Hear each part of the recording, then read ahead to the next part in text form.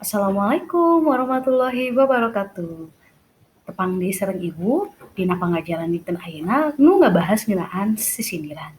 Tah, minggon kamari urang tos ngabahas ngeunaan paparikan jeung raragitan. Kanggo ayeuna urang ngabahas ngeunaan wawangsalan. Nah, naon sih anu disebut wawangsalan teh? Wawangsalan nyaeta sisindiran nu diwangun ku sindir jeung eusi. Dina sindir diwangun deui ku cangkang jeung wangsal.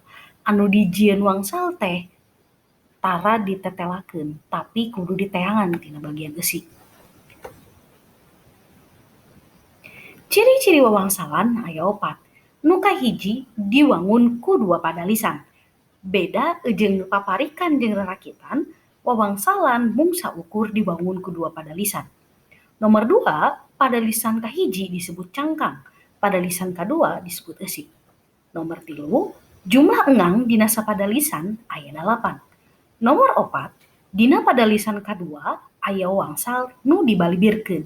Maksudna dibalibirkeun di dieu hartina wangsal nu dijadikeun eusi dina padalisan kahiji eta henteu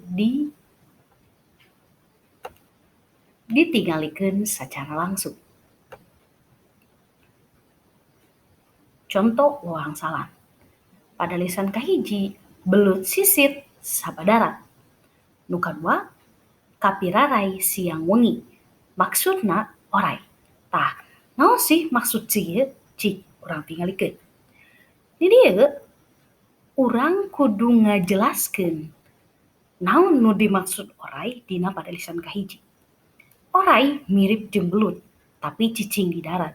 Makana di dieu dituliskeunna belut sisit sabadarat. Kusabab oray mah miboga sisik, beda jeung belut. Anu kadua, dina padalisan kadua, hidep kudu neangan kecap anu mirip jeung oray. Dina padalisan kadua aya kapirarai siang wengi. Ya, jadi kecap oray disaruakeun jeung kecap kapirarai.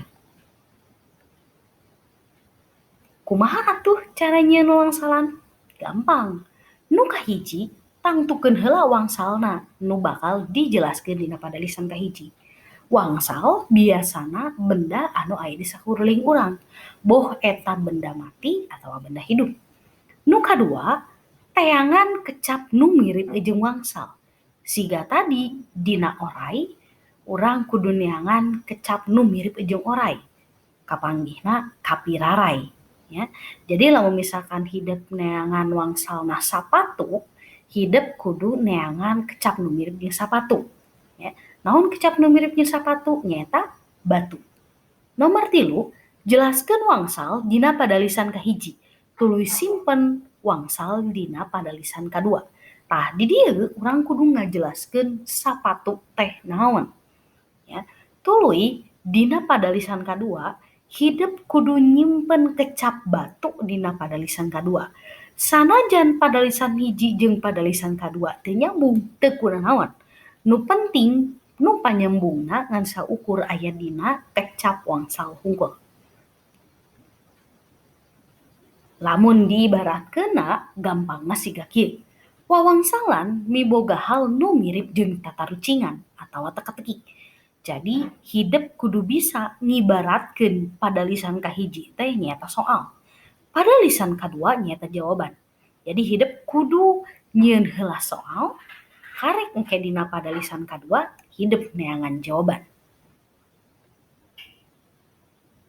Nah, pancen kanggo dinten ayeuna tebat wangsal tina wawangsalan di handap ieu.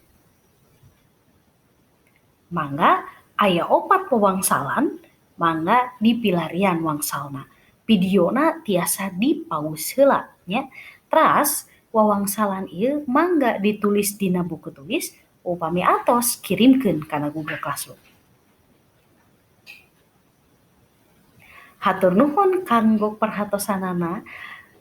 Kerjakeun tugasna dina buku tulis, upami atos kirimkeun kana Google Classroom. Hatur nuhun sadayana, sampurasun. Assalamualaikum warahmatullahi wabarakatuh.